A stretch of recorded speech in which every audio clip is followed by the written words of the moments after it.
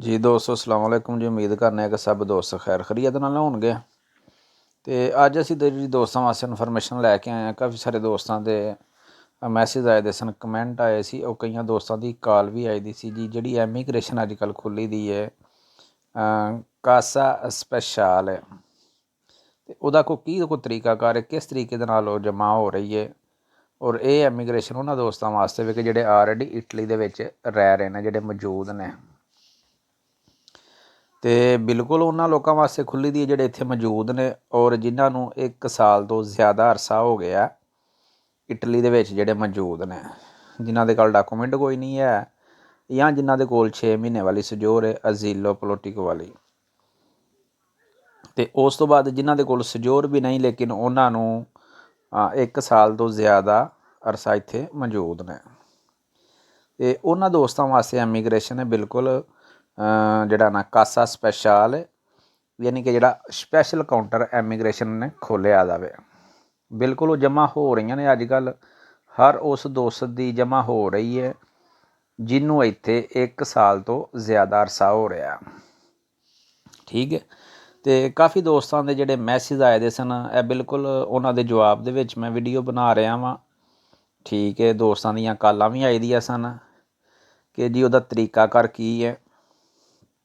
ਉਹਦਾ ਤਰੀਕਾਕਾਰ ਇਹ ਹੀ ਹੈ ਕਿ ਜਿਹੜਾ ਤੁਹਾਡਾ ਵਕੀਲ ਹੈ ਜਿਸ ਦੇ ਥਰੂ ਤੁਸੀਂ ਅਪੀਲ ਕੀਤੀ ਦੀ ਹੈ, ਠੀਕ ਹੈ, ਉਸ ਵਕੀਲ ਦੇ ਨਾਲ ਆਪਣੇ ਦੇ ਨਾਲ ਤੁਸੀਂ ਰਾਬਤਾ ਕਰੋ।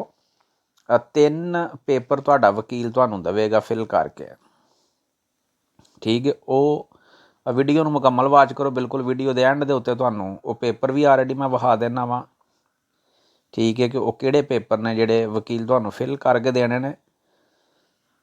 उस तो बाद तुसी कस्तूरे जाना। कस्तूरे जो जिस टाइम तुसी जाना में तुहाडे कोल 3 चीज़ां मौजूद होनियां चाहिदियां ने। एक तुहाडा ओरिजिनल पासपोर्ट, दूसरे नंबर ते जिस घर दे विच जिस रहायश दे उत्ते तुसी रह रहे हो उहदी हौसपीती। उस तो बाद जिहड़ा तुहाडे कोल प्रूफ है साल पुराना, 2 साल या 3 साल पुराना, वो तुहाडे कोल होना मौजूद है। यह 3 चीज़ां ने। चौथी चीज़ वो होवे जिहड़ी तुहाडे वकील ने तुहानूं 3 पेपर फिल करके देने ने, ठीक है। वो तुसी लैके ते कस्तूरे चले जाना। मैं कस्तूरे जाके तुसी वो पेपर जमा करवाने ने। ओहदी 50 यूरो फीस है जिहड़ी तुसां पोस्ट दे विच जमा करवानी है। वो तुसी कस्तूरे जान तो पहले भी जमा करवा सकते हो ते कस्तूरे पेपर जमा करवा के बाद विच भी करवा सकते हो। ओहदी कोई किसी किस्म की कोई प्रॉब्लम नहीं, ठीक है। मैं दोबारा रिपीट कर देना कि जिहड़े 3 पेपर तुसी वकील अपने कोल जाओगे तुहानूं 3 पेपर देवेगा फिलअप करके।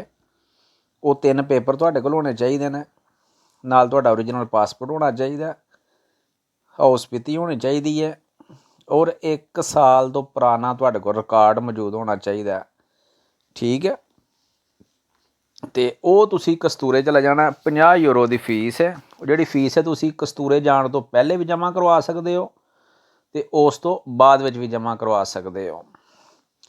तो इस टाइम जिहड़े तुसी अपनी स्क्रीन के उत्ते बिल्कुल देखते हो भी यह 3 वो पेपर ने जिहड़े तुहाडे वकील ने तुहानूं देने ने फिलअप करके, ठीक है।